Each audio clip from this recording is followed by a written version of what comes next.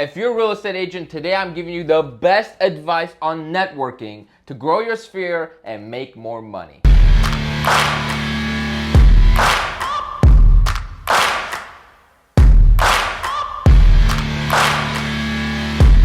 Hello there, ladies and gentlemen. I hope you're all having a wonderful day. If you don't know who I am, my name is Aram. I'm a real estate agent here in the Chicagoland area. I come to you twice a week, Wednesdays and Sundays, with some type of valuable content about real estate, whether it's investing or being a real estate agent, business, taxes. A whole lot of stuff is about to come your way. And today specifically, I'm giving you the best networking advice on planet Earth and Mars for real estate agents to be successful, grow your business organically through your sphere, and kind of like hit any market you want by using these 5 tips, 5 strategies I'm about to share with you. And if you enjoy it, please hit the like button, subscribe to the channel if you're brand new. I know a lot of you are watching the videos consistently, but you're not subscribed. Please subscribe and leave a comment with your thoughts, feedback, concerns, and more importantly, I'd like you to point out which one of these next 5 items stuck out to you the most. Which one are you going to be working on and how can you improve? Or if you have a question like, hey, number 1, I do this, could I do this better? I'm going to be in the comments answering every single one of those concerns, questions, comments, feedback, whatever you got, leave it in there. And furthermore, if you want more in-depth one-on-one conversations with me, I offer a $10 a month Patreon, weekly call with me every Thursday, and a one-on-one hour coaching call. So that's the business out the way. Let's get down to brass tacks. Best networking advice for real estate agents. Now I say real estate agents, but this could go for any business owner, any salesperson could take this advice and run with it. I want to share a little bit about how I built my business so that you know there's a certain level of credibility from what I'm about to share with you. For the first 2.5 years of my career, first 3 years of my career, I was all about sales. Cold calling this, postcards that, open house that, door knocking this, bullshit. Okay, complete waste of my time.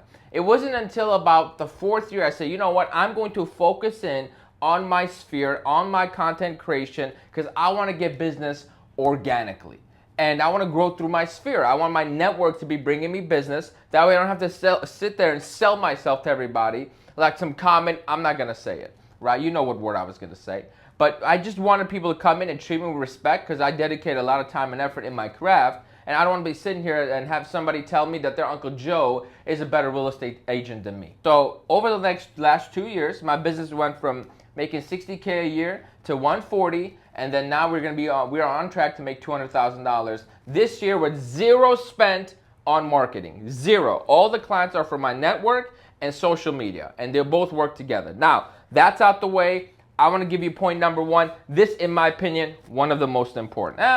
Number 5 is just as important, actually. Share your passions on social media. What do I mean by this? I'm gonna give you what I do. I'm just recently getting into motorcycles, but I'm into cigars, Muay Thai, I'm into basketball, I'm into business, I'm into taxes, I'm into real estate. These are all my passions. So I make sure that I share them I love reading. I share these things on my social media, and I share them with people, or I invite people to come do the passions with me. What happens is, if I'm sharing something about cigars, then somebody that's out there watching me who's also into cigars, boom, we got that connection. Someone loves to read, boom, we got that connection. So by sharing your passions, things that you're actually into, you get to stretch out your audience and reach like-minded people who already have something in common with you. So establishing that connection and adding them to your network is infinitely easier. And if you are struggling with social media content, this is the greatest tip I'm gonna give you right here. Sit down one day and pick 5 to 8 passions of yours. If you don't have 5 to 8 passions, your life is boring and you have further issues than to watch this video. 5 to 8 passions. It could be as simple as I love to sew, or I like to run, or I'm into shoes. Literally, whatever. I like flowers. Whatever your bread and butter is, right? Put 5 to 8 of those items on the list, and every day. Today I'm gonna share a cigar post. Today is gonna be a real estate post. And there you go. 7 days a week, you got content, right? At least you have a category to make content around. So when you share your passions, it allows you to establish connections much easier. For example, I smoke in a cigar, I share it on my Instagram story. all the DMs from people who also love cigars. Hey, let's grab a cigar sometime. What are you smoking? Where do you smoke? What times do you usually go? What lighter do you use? Hey, let me recommend that ashtray for you. And then you're like, hey man, we should grab a cigar sometime. Boom. Once you go face to face, boom, you already are something you're passionate about. You're smoking cigars, you're having a good time. Boom, they're added to your network. So that's number one.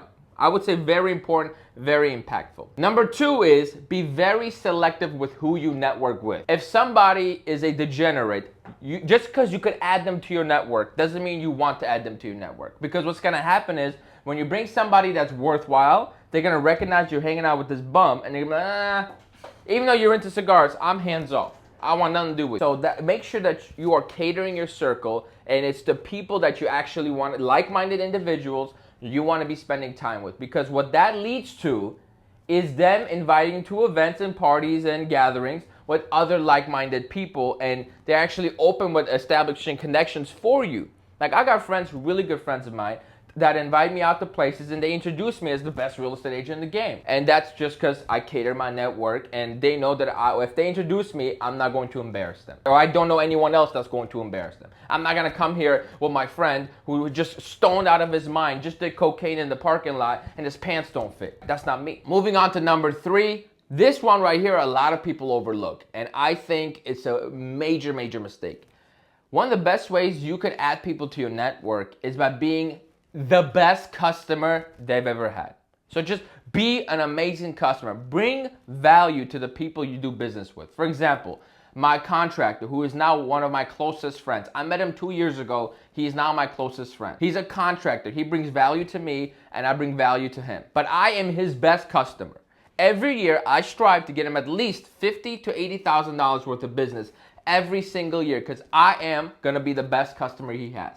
Therefore, our relationship is better. I get taken care of more often. He adds me, I'm added to his network, he's added to my network. So be very careful with who you're doing business with and be the best customer you could be for that business. What I mean by be careful who you do business with is, if you're gonna be the best customer in the world, you better make sure that the business you're gonna be the best customer for is truly the best. Don't go with the contractor that cuts corners just because he's a funny guy, now you're gonna be the best customer for him. That's not good because anybody you refer him, they're just gonna start blaming you for that horrible referral. Find great people and then do business with those great people and be the best customer you could be for them. Number four is always look to expand your passions. And what this does is it attracts new genre of people, a new audience for you to establish connections with.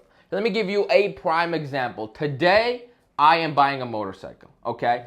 I've never ridden a motorcycle, but I think they're cool. I've always wanted one, I never had one. But now that I'm getting into or buying a motorcycle, I'm going to take advantage of that community of riders. I'm gonna get it, and now that I have you can't be a part of the community if you don't ride. But now, I ride, I'm learning a lot about motorcycles, I can have an educated conversation. So when I meet somebody else with a bike, boom, that's an instant connection. Somebody with a bike has to park that bike where? Their home, which means we could do business together. So networking advice is always look to reach out and attract new genres, new audiences by expanding your passions. I'm not saying do something you're not into. For example, I don't do cocaine. I'm not gonna start doing cocaine just so I can attract other people who maybe rich kids with rich parents or stuff. That's not me. I'm not into cocaine, right? Even though I got a big nose, I'm fully qualified to do it. It's not for me, right? So make sure it's something you're actually into, because if you're faking it, it's very transparent and it's actually off-putting, right? So you don't want that in your life. And finally, but definitely not least, this is the most important, okay? Be valuable.